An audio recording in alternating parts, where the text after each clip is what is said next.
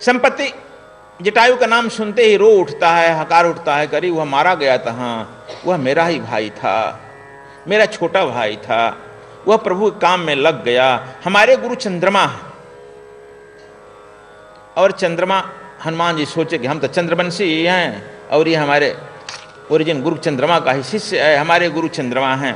चंद्रमा जाते समय कह गए थे, जब कोई यहाँ भक्त आएगा और पुनः जब तुम यह मीन मार्ग छोड़ करके, अघोर मार्ग छोड़ करके उसे तुम वैष्णव मार्ग स्वीकार कर लेगा, तब तुम्हारा पुनः पंख लग जाएंगे, तुम्हें जीवन संगति आ जाएगी, तब तुम समझ लेना कि प्रभु तुम्हारा मार्गदर्शन कर देंगे। इसी इंतजार में थे, और देखो तुम लोगों के दर्शन करते ही मुझ में पंख निकल आए। यह पंख साधुओं में भी होता है, ज्ञान और वैराग्य का पंख निकल आता है। उसमें भी शायद ज्ञान और वैराग्य का पंख निकल आया, और मीन के भोजन, यह माने मांसाहार का भोजन, वह शायद छोड़ दिया होगा। ज्ञान वैराग्य के ही पंख निकलते हैं। और उसमें शक्ति का संचार हुआ तो कहता है कि देखो तुम ठीक कह रहे हो, एक मेरा पुत्र था, और पुत्र जो है जब देखा जा रहा था यहाँ पर, हमने कहा कि मछली कुछ पकड़ कर लाओ, मेरी भूख हो रही है, बहुत देर कुछ नहीं लिए हुए आया, तो मैंने डांटा, करे मूर्ख तुम कुछ लाया ही नहीं, इससे तो अच्छा है कि मुझे समुद्र किनारे रख दो, कुछ आएगा तो मैं खा ही लेता। और क्या कर रहा था, तो मेरा लड़का कहा कि मैं देखा कि रावण एक ला रहा है, बहुत सुंदर लड़की को लेकर आ रहा है, वह लड़की बहुत विलाप कर रही है, हा राम हा लक्ष्मण कहते आ रही है। तो मैं सामने उसके खड़ा हो गया रथ का। जब खड़ा हो गया तो रावण रोक गया। रोकने के बाद वो हमसे प्रार्थना करने लगा, हमारा रास्ता आप छोड़ दो। मेरी तो इच्छा थी कि मैं इसको युद्ध करूं, मारूं, लेकिन जब प्रार्थना करने लगा मैं छोड़ दिया। इसी में विलंब हो गया, मैं कुछ आहार नहीं ला सका पिताजी। तो मैंने उसे डांटा, करे मूर्ख कायर, रावण को भी नहीं मार सका, और अभी आप लोग बता रहे हैं कि हमारे भाई को ही मारकर आ रहा है। और तब मैंने डांट कर उस लड़के को भगा दिया। वह लड़का हमको छोड़कर चला गया। अब मैं अकेले यहाँ पर अंतिम दिन गिन रहा हूँ, लेकिन चलिए प्रभु की कृपा हो गई और हमारे पंख भी निकल आए और शरीर में शक्ति भी निकल आया।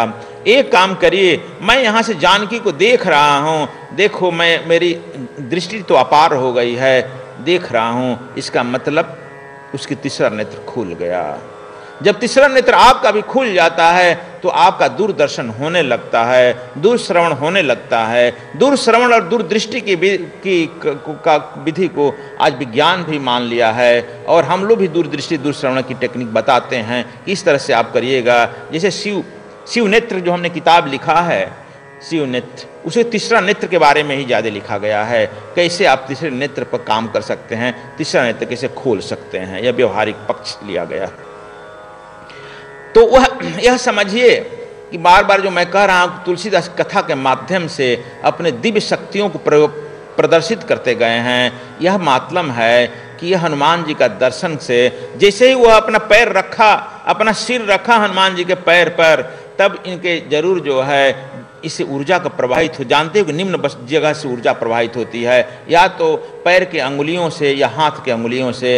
इसलिए हम लोग साष्टांग प्रणाम जब करते हैं तो वह पैर या नीचे से ऊर्जा प्रवाहित होती है, उसके हाथ पर वह सर पर हाथ रख देता है, दोनों तरफ से ऊर्जा प्रवाहित होने लगती है, और वह शिष्य जो धन्य हो जाता है। हनुमान जी के वह पैर पर पड़ा, वे भी जब पैर पर पड़ा तो अपना हाथ रख दिए और उसकी जो है तीसरा नेत्र खुल गई।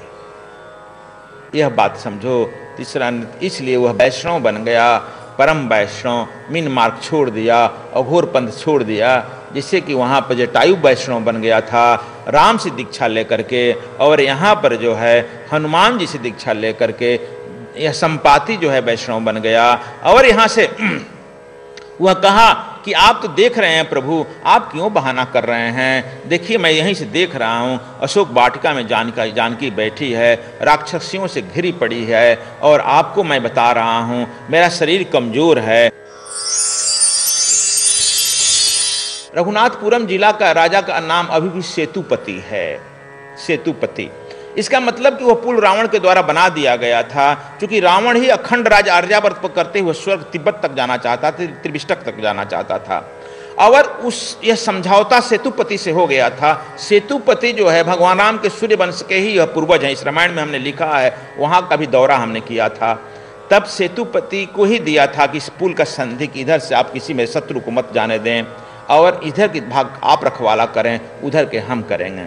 इसलिए जब यह आक्रमण राम का हुआ तो सेतुपति के साथ भी यही बात हुई थी कि जब सेतुपति समुद्र को जो आप लोग कहते हैं समुद्र राज, माने समुद्र राज, वह सेतुपति, आज उसकी भी वह लोग क्षत्रिय हैं लेकिन उनका सरनाम सेतुपति ही है।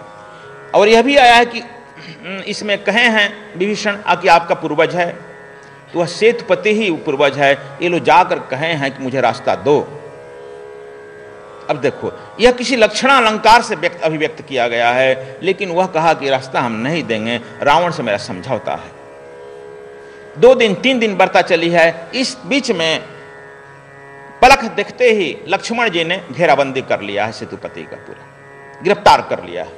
जब लक्ष्मण को गिरफ्तार कर लिए हैं सेतुपति, हमने अपने रामायण में दिया है, जब गिरफ्तार कर लिए हैं सेतुपति को, तब सेतुपति हथियार डाल दिया है और कह दिया है कि हे प्रभु मैं क्या करूं, आप तो मेरे ही खानदान के हैं और आपकी पत्नी मेरी पुत्र वधू ही होगी और यह मेरा खजाना आज से खुल गया है आपके लिए, यहाँ जितना जो धन संपत्ति है आपके लिए है, आप इसका प्रयोग करें, लेकिन मेरा उसे संधि था कि इधर से नहीं जाने देंगे।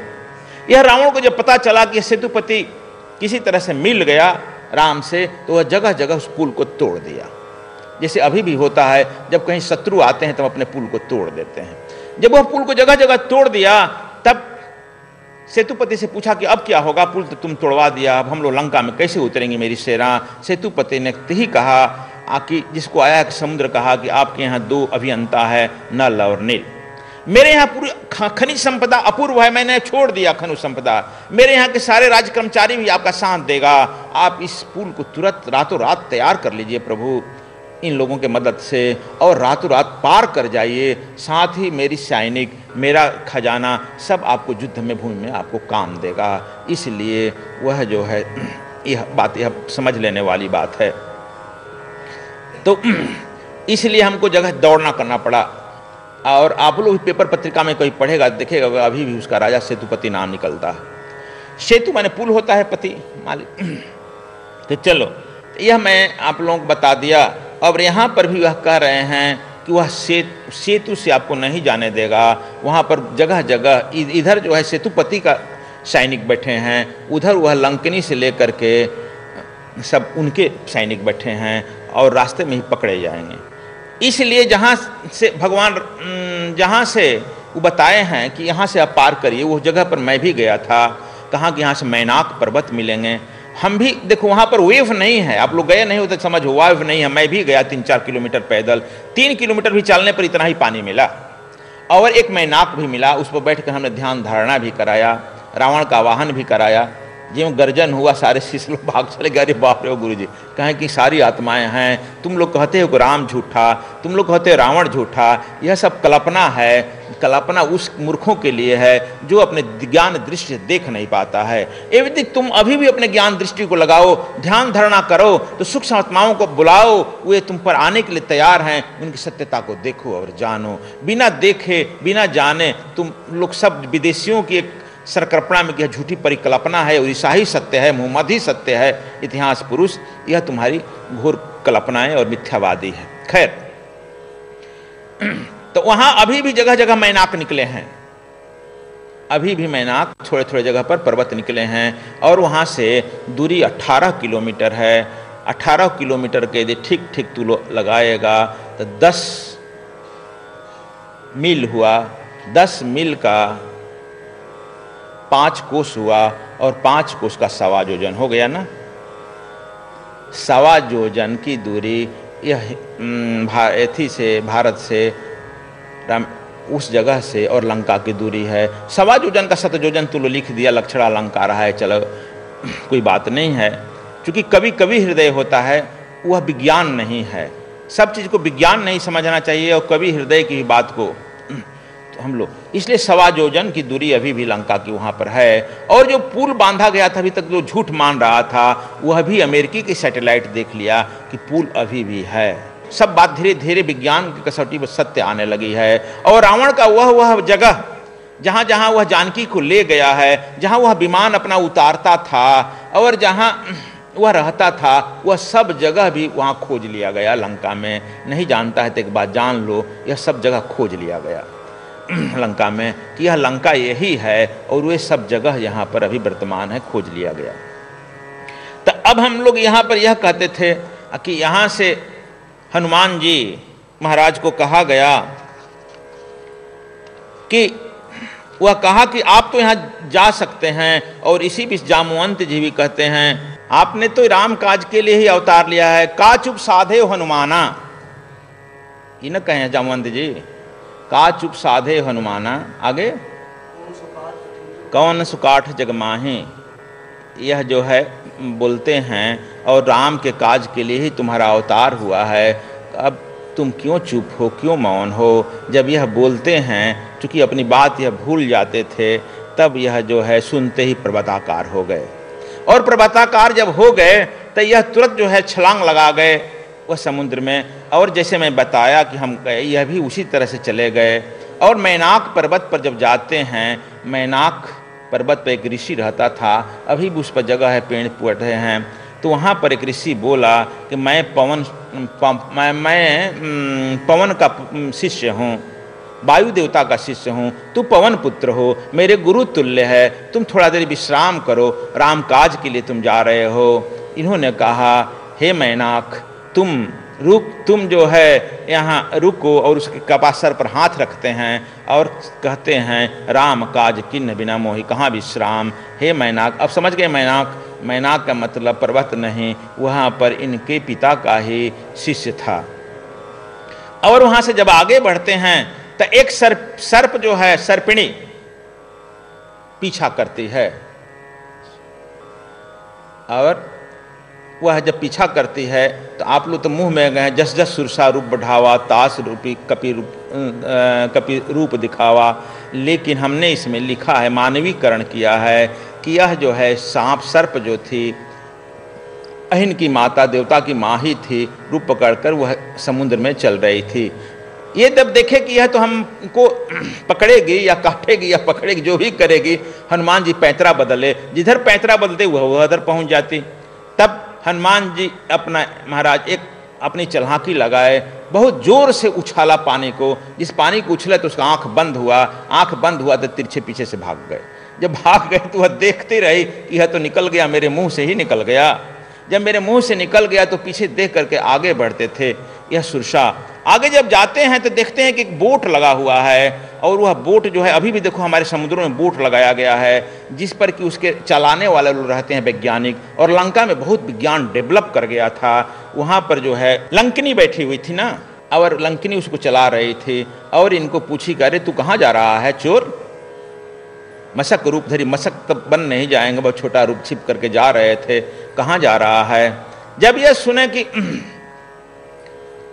हनुमान जी महाराज जब सुने कि यह जो है मुझे पकड़ ही लेगी, तो उसकी बोट पर चढ़ गए, और चढ़ करके उसको बड़ा जोर से एक तमाचा मारे, वह खून फेंकने लगी, उठाकर उसको फेंक दिए नदी में, और बहुत बड़ा जोर से उस पर धमाका किए या किसी बोर्ड को दबा दिए। हमने इस वैज्ञानिक प्रक्रिया से लिखे हैं, रिमोट को दबा दिए। वह भी कुछ विज्ञान जानते थे, ज्ञाने नाम गण्यम, इसलिए वह बोट जो था उस समुद्र में बैठने लगा, और वहाँ से छलांग लगाकर वो चलते बने, माने वह बोट लंकिनी का बैठ गया।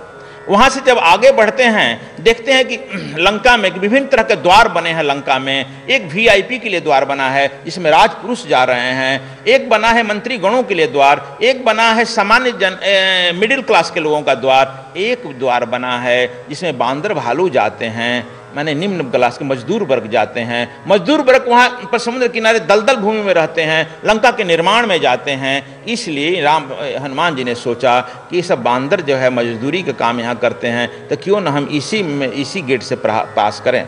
जब उस गेट से उन लोगों के साथ, मजदूरों के साथ ही पास करने लगे, हनुमान जी पास कर गए। लेकिन जब वहाँ जाते हैं तो जहाँ एक मेटल डिटेक्टर लगा हुआ था, आज भी देखता है स्टेशन में मेटल डिटेक्टर लगता है, वहाँ पर मशीन रहता है, वहाँ कोई आदमी नहीं दिखाई पड़ता है, अपने ऑफिस से कंट्रोल करता है। तब जब वहाँ पर वह गुजरने लगे तो इन्हें मालूम नहीं हुआ, लेकिन वह मशीन बोलने लगा कि आगंतुक भारी है। जब वहाँ से बोला कि अरे दुष्ट तुम कहाँ जा रहे हो, और दौड़ करके हनुमान जी को, तुम्हारे बाप का लंका है, कहाँ जा रहे हो? पहले पहल परिचय पत्र है? हनुमान जी को डांटी, कही कि हम लंका देखने जा रहे हैं। क्यों देखने जा रहे हो? और दौड़कर एक तमाचा लगा दी। हनुमान जी महाराज तो धोती उती खोसे ही थे, पहने थे, जब एक तमाचा लगा दी, धीरे से उसका हाथ पकड़ लिए और पकड़ करके धीरे से हाथ थोड़ा टाइट करने लगे। कहे अरे बंदर क्या कर रहा है? कहा कि थोड़ा चाबी टाइट कर रहे हैं। अरे दुष्ट जानता नहीं है, अभी देख लेंगे राक्षस तो मैं सस्पेंड हो जाऊंगी, जिसमें अभी 2 महीना से महीना नहीं मिला है, इंक्रीमेंट नहीं हुआ हमारा, हम तो तुमको मारे इसलिए कि तुम हमको कुछ उत्कोच देगा, घूस देगा। तो कहा कि थोड़ा घूसे दे रहे हैं माता जी, थोड़ा सब्र रखो, देखो कोई देख लेगा, हम भी चाहते हैं कोई देख लेगा तो भेद खुल जाएगा, थोड़ा और टाइट कर दिए। पूरा जब हाथ उसका ऐंठ दिए लंकनी का, तब कहीं अरे बंदर तू पहले पहल आ रहा है? हाँ पहले पर हम नौकरी खोजने आए हैं। नौकरी खोजने आया है तो तू हमारे हाथ तोड़ कर जाएगा? देखो अभी कोई भी देख लेगा तो हमारी नौकरी चली जाएगी। कहा कि हमको भी कोई देख लेगा तो हम भी पकड़े जाएंगे। तो दोनों तो हम डरे हुए हैं, तो क्यों हमको कह रही है? खूब जोर से हाथ टाइट करके ऐंठ करके धक्का मार दी, लात से फेंका गई, खून फेंकने लगी। आगे की कथा आप लोग जानते हो। हनुमान जी वहाँ से चल दिए। आगे संध्या होने जा रहा था, देख रहे हैं कि लंका का राजमार्ग इतना विस्तृत है, देख रहे हैं कि हमारे यहाँ का पूरा जितना किष्किंधा का निर्माण में खर्च होगा, यहाँ एक एक भवन उतने में खर्च बना हुआ है। हमारे यहाँ का पूरा किष्किंधा के जितने राजमार्ग बने हैं, यहाँ तो एक मार्ग उतना बना है, इतना विस्तृत, इतना चौड़ा, जैसे अभी अभी अमेरिका का बना है।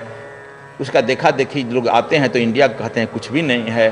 तो कहे हनुमान जी चकराते हैं, पूरे विश्व का जो है अर्थव्यवस्था यहाँ बहते आ रहा है, इसलिए लंका का निर्माण हो रहा है। और यहाँ पर अब देख लिए कि हमारे यहाँ किष्किंधा के 1000 बंदरों का जो वस्त्र उतरेगा, एक यहाँ के लंका का राक्षस का उत्तरीय बनता है। हमारे यहाँ लगभग 1000 बंदरों का भोजन छीन कर आएगा, तब यहाँ पर एक आदमी का नाश्ता बन रहा है। और चारों तरफ भोजन में मांस मछलियाँ मदिरा का ही प्रचलन है। यह हनुमान जी धीरे धीरे उस लंका में आगे बढ़ रहे हैं।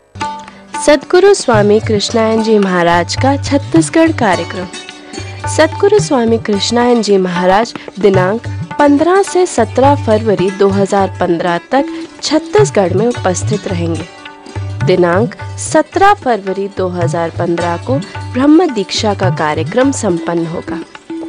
दिनांक 17 फरवरी 2015 को सत्य सनातन यज्ञ का आयोजन भी किया जाएगा।